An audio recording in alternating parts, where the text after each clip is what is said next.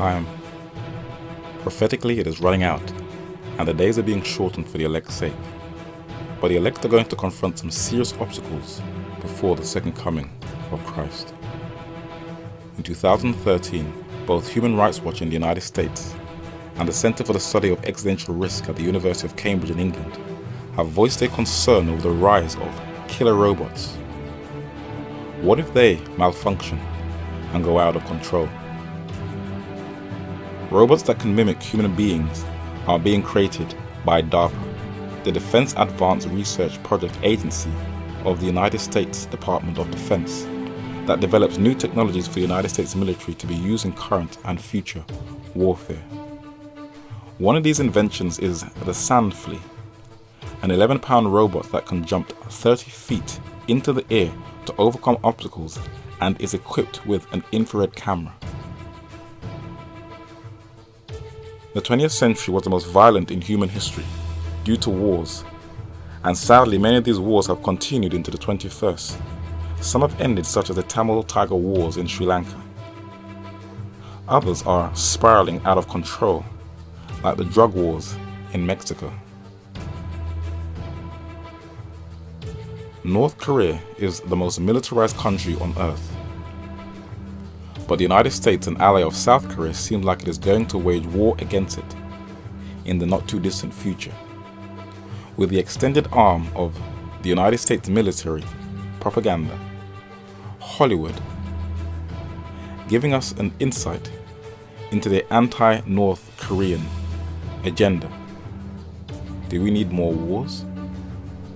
But there is another war being waged, one that very few are aware of, and is getting so out of hand that even the secular media in both the United States and Britain are now reporting it. The war on Christians. The Armenian genocide has only recently come to public attention. Ottoman Turkey's attempt to exterminate an entire Christian race in the Middle East, the Armenians, descended from the residents of the ancient Urartu, became the first Christian nation when their king Durat converted from paganism in AD 301. It is a history of almost unrelieved horror at the hands of Turkish policemen and soldiers and Kurdish tribesmen. The first Holocaust of the 20th century that took the lives of 1.5 million Armenians, that spared neither age nor gender, has been overshadowed by the Jewish Holocaust. But in the 21st century, all over the world, in both secular, religious, democratic, or authoritarian states, Jesus Christ's precious flock is being targeted, hunted down, mercilessly killed, and even framed. When China became a communist state, Christians were one of the groups who became a target, and many churches still operate underground. In predominantly Buddhist Burma, the Chin, a predominantly Christian ethnic group, have been unfairly targeted by the military, and sadly not even babies are spared. Indonesia is the highest populated Muslim country in the world, and radicals have targeted Christians by either shooting them in their face, burning them, or attacking innocent schoolchildren with machetes, where 1 out of 4 survived in 2005 and is now living in complete fear. In Egypt in 2010 was the Arab Spring that was to give free elections, free speech, and other cherished freedoms. But the Saudis suspected it was motivated by outside influence, the West. The country's leading clerics have warned against the evils of the regional unrest, which they say was incited by foreigners to foment instability in Muslim countries. Why was the now retired United States Joint Chief of Staff Admiral Mike Mullen doing with the Egyptian Armed Forces Chief of Staff Lieutenant General Sami Inan in Cairo in 2010? Hosni Mubarak, one of the United States' strongest allies in the Arab world, was overthrown. But was there a change, and who replaced him? The Western-educated Mohammed Morsi, who is a member of the radical Muslim Brotherhood, another Western ally. The West praised him, and many Egyptians were happy, but not everybody was celebrating. The country's large Christian minority are apprehensive of a Brotherhood president. They fear restrictions on personal freedoms or rise in discrimination. Morsi promised the Coptic Christian community that they would receive fair treatment under his leadership. But since the Arab Spring till now, the Coptic Christians and their churches have been attacked, which is hypocritical of this Muslim nation who claim they want equal rights, but attack a minority. This is an ongoing global war that will never cease.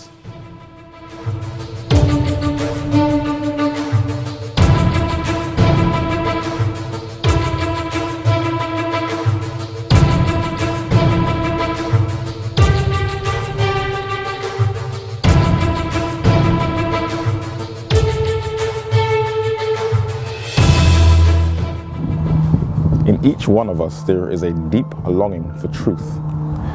And in my search for truth, I wanted to see what takes place behind the scenes in world events. What are wars really about? Are they about religion or geopolitics? I opened up my Bible and I found a text in John chapter 13 and verse 19. And Jesus says, listen, if you want to know if I'm authentic or not, if I'm real, if I show you something before it happens, when it comes to pass, you will know if I'm real or not. So I started to go through the scriptures and I saw how the Bible prophesied the rise and fall of world empires. But specifically, it guides you to the very last generation of this earth and what they'll experience, especially wars. In this last documentary, we're going to see one of the most unreported conflicts in the world and the build-up to it. John Fox was a 16th century English chronicler who had access to 223 authentic documents that included private manuscripts and episcopal registers, and in his famous Book of Martyrs, he documented Christian persecution from the days of the Apostle to his day. The arena was not just for gladiators alone. They were also for the entertainment of the day, Christian persecution. The first head of state to introduce this was Nero, the most hated of the Roman Caesars. He was succeeded by other Roman emperors who also wanted to purge Christians out of the empire. It was only Antonius Pius who didn't engage in this. He was fair and tolerant. But after Emperor Constantine officially stopped persecution, it was to be revived again, this time not by the emperors, but by the popes in the headquarters of the Catholic Church, Vatican City. The popes claimed to be successors of Peter, but if you look around the Vatican, each pope is titled Pontificus Maximus, which means the bridge builder, a title first used by Julius Caesar. Pope Innocent III turned the papacy into a system of war, and he appointed Dominic to start that bloody inquisition to purge anything that dissented not from the Bible but from the authority of the popes. And innocent Christians were killed, but there was one group that was unfairly targeted. The northern part of Italy in the Alpine mountains once lived a people who have been lost to history. They were called the Israeli Alps, or the Vaudois, the people of the valley. Its anglicized form is Waldensians, and one of the descendants recorded the plight of his forefathers. From the year 1485 until the Edict of Emancipation, February 17, 1848, they were almost under constant persecutions, although the sword, the fag and the stake had largely ceased to be used as instruments of their destruction after the year 1730. There are still some monuments in northern Italy left that records this people's uncompromising and heroic history.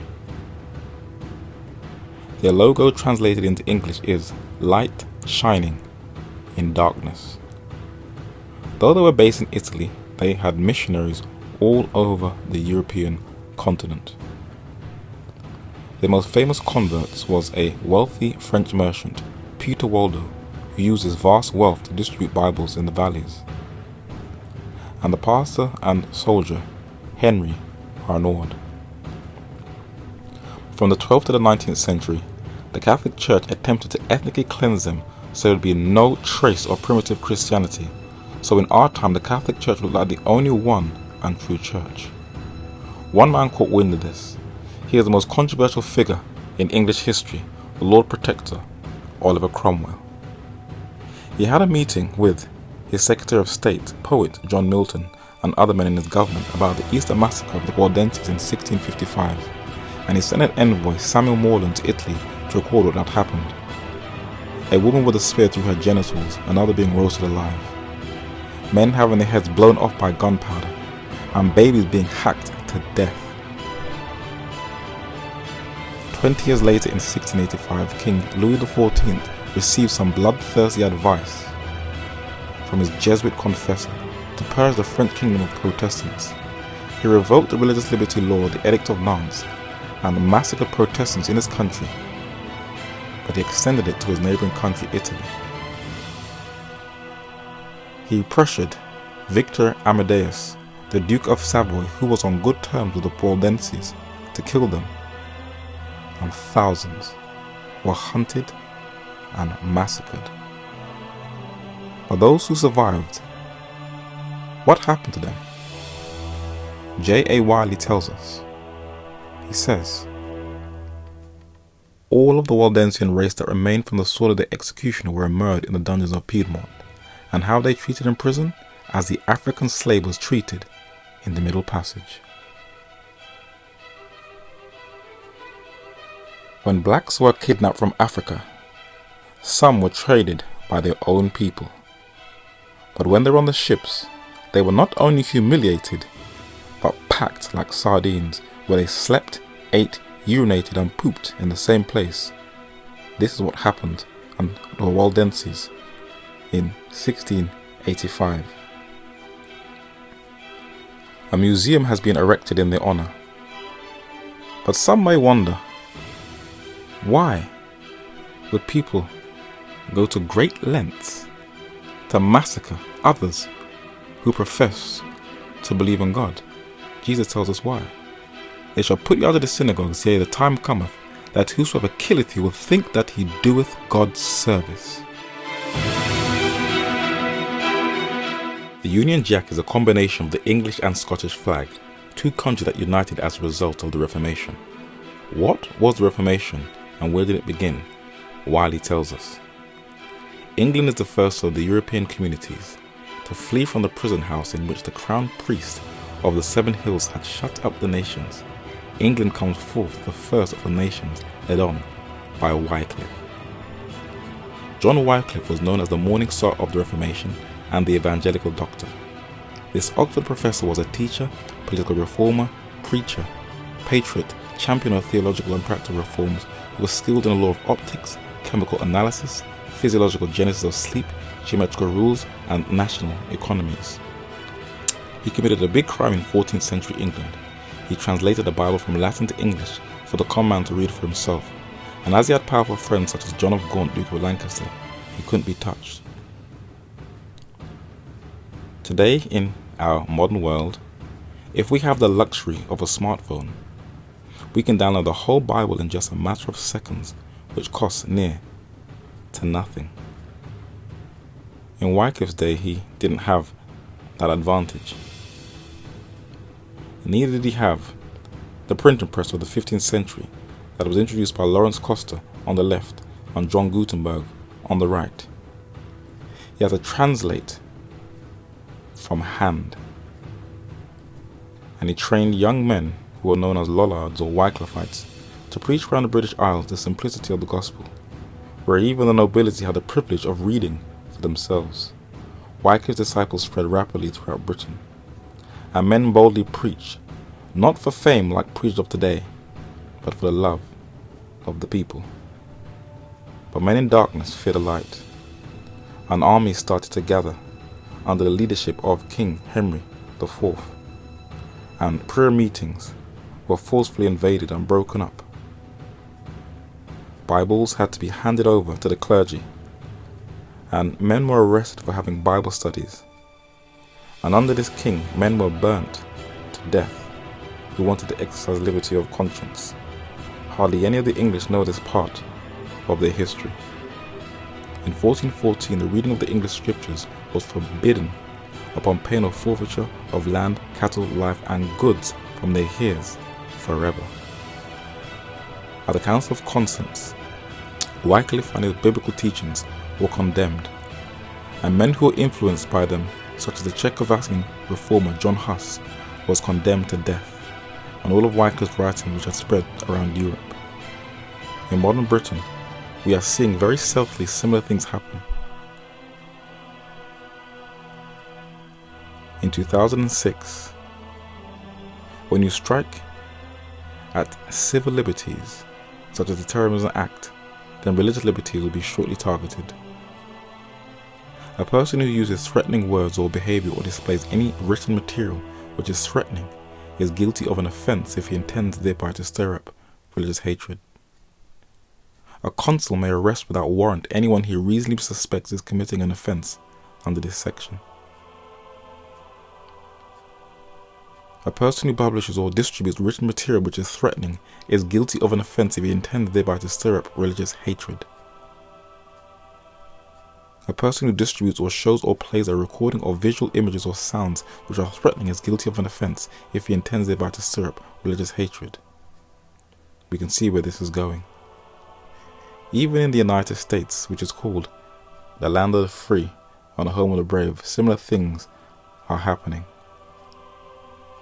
Roger Williams, who founded the state of Rhode Island, introduced that state to have civil and religious liberties, and Isaac Backus, the Baptist, pushed for civil and religious liberties.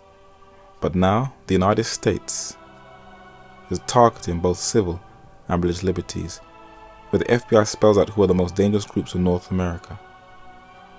Anti-government conspiracy theories, it says, and end times prophecies could motivate extremist individuals. And a recent army training manual ranks evangelical Christians on a par with Al-Qaeda, a shadow of things to come. Sir John Oldcastle, Lord Cobham, was one of the many nobility who embraced the Bible over the authority of the Catholic Church, which showed how far Wycliffe's influence went. It cost him his life. He was burnt alive, and many were burnt for accepting the authority of the Bible over the authority of the Church. Under pressure, many recanted and submitted their conscience to the Church. The residence of the head of the Church of England was once a place of cruelty to the Lollards, Wycliffe's disciples. But why do hardly any English know this history? Where is it gone? Wiley tells us, the names of many of these early sufferers, to whom England owes under providence its liberties and its scriptural religion, have fallen into oblivion. Their memory is preserved in stone, and their names are recorded in heaven.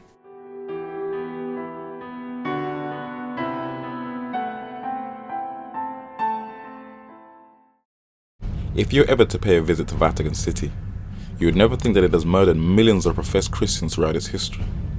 And many would think that it was absolutely absurd that behind these walls a scheme is being hatched for total subjugation of the entire planet. The Bible calls it the mark of the beast, but most of the world better know it as the New World Order. The Vatican has openly declared it wants to control the New World Order in a book called The Keys of This Blood, written in 1990. In 2004, the late Pope John Paul II said we need a New World Order. The following year, in 2005, his successor said the same thing. In 2009, he again repeated in his papal encyclical letter, Charity in Truth. In 2011, the Vatican again called for a global government, and the last Pope emphasized it again in 2012. She is open in her plans, but the world can't see. Let's see how she plans to implement this. She will encourage all the world's major religions to come together and coexist, and put away all their differences. This is known as interfaithism, to make the world a better place, where she'll obviously will lead. And the religions are sadly falling for the bait, especially one of her oldest foes, Anglicanism, who separated from her in 1534. The Anglican Church has been making frequent visits to the Vatican, and they welcomed the last Pope like a celebrity when he came to England in September 2010. Do these men actually know their own history? On St. Bartholomew's Hospital in London, England, there are names of those who are martyrs so these Anglicans could have their freedom today. John Rogers, the Bible translator. Hugh Latimer, chaplain to King Edward VI. Nicholas Ridley, Bishop of London, burned at the stake in Oxford. And the Archbishop of Canterbury, Thomas Cranmer. And what is so sad is that British historians are trying to sympathise with Bloody Mary, the murder of these 288 Protestants. But these heads of the Anglican Church, while compromising their position, were about to be in for a shock. For only those with spiritual spectacles will see that in time, the papacy would show her true colours, and that's exactly what she did in the year 2000. In March 2000, the Pope apologised for the evils of the Catholic Church, and Christians put down their guard. But 6 months later, she wrote Dominus Jesus, which said all Christian churches are false, fake, fraudulent, and that she is the only true church and the mother of all churches. The Anglicans lashed out, but it was of no use, for in 2007, the papacy repeated it again, which angered these naive Protestants. But if you ever visit the oldest Catholic church in the world in Rome, St. John's Lateran, on the wall she has inscribed Ecclesia Mater, the mother of all churches, exactly what Revelation said she would describe herself as. The papacy will dumb down the Bible by putting it on an equal par with secular paganism, and even bless those who have a pagan world view, and via the power of political correctness, to merge all cultures together, she will encourage individualism to be crushed. Paganism, moreover, has but one model for all men. Its aim is to ever crush individuality and mold all characters alike. The papacy emphasizes in the book documented Ecclesiastical Megalomania, where in Centesimus Annus, Pope John Paul II says clearly, even in the Centesimus Annus, the Pope reaffirmed the hostility of the Roman Church state to individualism. In order to overcome today's widespread individualistic mentality, what is required is a concrete commitment to solidarity and charity. In Obama's re-election speech in Chicago 2012, he subtly reiterates Catholic social teaching by saying that we are no longer individuals, but a collective. Than the sum of our individual ambitions, and we remain more than a collection of red states and blue states. We are and forever will be the United States of America, and together. Who exactly is Barack Hussein Obama? And how did he inherit 1600 Pennsylvania Avenue? He has been awarded the Nobel Peace Prize while inheriting 2 wars and finishing the last building blocks of a global government, where he signed a law where the United States can detain anyone it suspects of terrorism indefinitely. He was financed by the billionaires club that included his distant cousin on his mother's side, Warren Buffett. Some say that he is a disciple of the teachings of the father of community organizing, Jewish socialist Saul Alinsky, and say he has a communist agenda. Others accuse him of being a closet homosexual. And some say he is a secret Muslim, which he mocks at in his 2013 White House correspondent dinner. These days I look in the mirror and I have to admit, I'm not the strapping young Muslim socialist that I used to be. But who developed Obama's earliest years of education? As a child in Indonesia, Obama's Muslim father enrolled him in a Catholic school for a few years. Obama had been influenced by Catholic social service programs, particularly when he worked with Catholic-funded programs as a community organizer in Chicago. Obama was invited to receive an honorary degree at the leading Catholic university, Notre Dame. The Catholic Church had been awarding him and steering him throughout his life. But how did he become the 44th Commander-in-Chief of the United States? In April 2008, the last Pope Benedict XVI made a trip to the United States to obviously influence the US elections, but not everyone was impressed. The US Border Patrol complained that the Catholic Church was using her churches as asylum for illegal immigrants, and in the USA Today, it documents that the Vatican was donating $20,000 to assist illegal immigrants across the Texas-US border, which is a felon, and one film trailer verifies this. I took a vow of peace, and now you want me to help you kill all these men? Yes, Padre. I'll see what I can do. The reality is that America is changing. By the end of this century, a majority of the people will trace their origins not to Europe, but to Latin America. The Hispanics sincerely want a better life for themselves and their families, but the Vatican exploits them for their own self-interest under the guise of humanitarianism to flood North America with Catholic immigrants where their huge numbers will decide who will win the United States presidency. President Obama was fully aware of this, and during his 2012 presidential election campaign, he appointed some of the most influential Hispanics in the entertainment industry to use their good looks and their influence to campaign on his behalf. The Catholic press in Britain made it pretty clear that Obama's destiny was in their hands. And in both 2008 and in 2012, Obama won a landslide victory during the US elections. He also appointed a Hispanic to the United States Supreme Court, making it the first predominantly Roman Catholic court in US history, 6 out of the 9.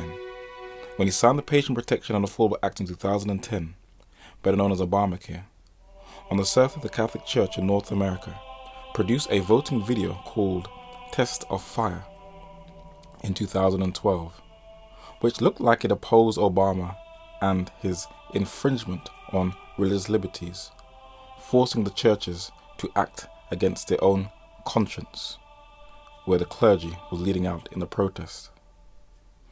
But John G. Roberts, the Chief Justice of the Supreme Court, and most of the Catholic high echelons of the court supported Obamacare.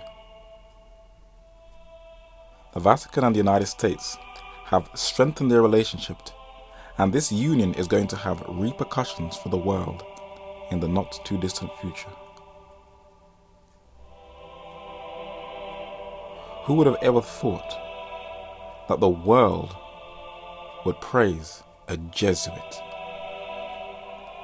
As the papacy's global influence expands, where its diplomacy is one of the largest on earth, only those who sincerely, with an open mind, study the prophecies in both Daniel and the Revelation will know her future plans of total world domination before the second coming.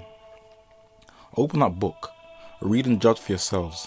Read especially the closing pages of that book, and clearing away the glosses and conceits of dilettante apocalypsis, judge for yourselves what system it is that there looks you in the face.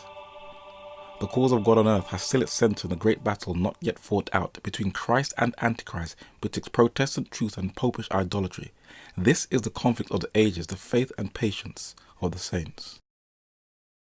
We live in what is called the information age, but it can sometimes be quite difficult to get the right information, especially when the corporate-controlled media is giving us complete lies and fabricating truths about a region in the world. And what makes it even more frustrating is even when the church keeps quiet. My advice to you as individuals is everything that you've seen in these 11 episodes, please go and research it for yourselves, whether you are a Christian or not. But my obligation and duty is to show you these truths. You may laugh, mock, criticize, think it's absolutely ridiculous, but you have been told. If life is spared, a DVD will be shortly following this. And in the meantime, you can follow even at the doors by clicking on the subscribe on the YouTube or by following myself on Facebook. I hope that what you've been observing has been a blessing to yourself. In the meantime, Maranatha, which means the Lord is coming. He that is unjust, let him be unjust still. And he which is filthy, let him be filthy still. And he that is righteous, let him be righteous still.